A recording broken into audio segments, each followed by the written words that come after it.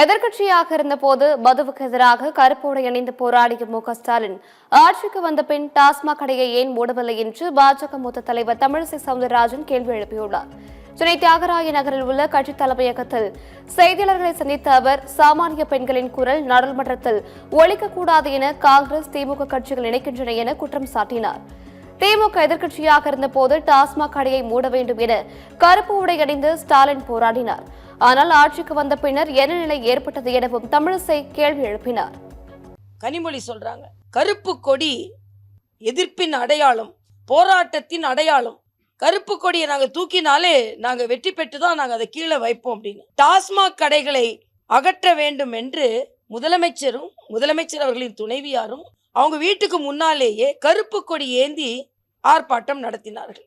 சகோதரி கனிமொழி அவர்களும் கருப்பு உடை அணிந்து ஆர்ப்பாட்டம் நடத்தினார்கள். அந்த கருப்பு ஆர்ப்பாட்டத்தின் பதில் என்ன, நிலை என்ன? ஆக நாங்கள் வெற்றி பெற்று விட்டு தான் அந்த கருப்பு கொடியை கீழே வைப்போம் என்று சொல்வது மட்டுமல்ல, இந்த மகளிர் மசோதாவை, மகளிரின் உரிமையை பறித்து விட்டு தமிழகத்தின் உரிமையை நிலைநாட்டுகிறேன் என்று சொன்னால் எந்த அளவிற்கு ஒரு பொய்யான நிலைப்பாடை முதலமைச்சர் எடுத்திருக்கிறார்.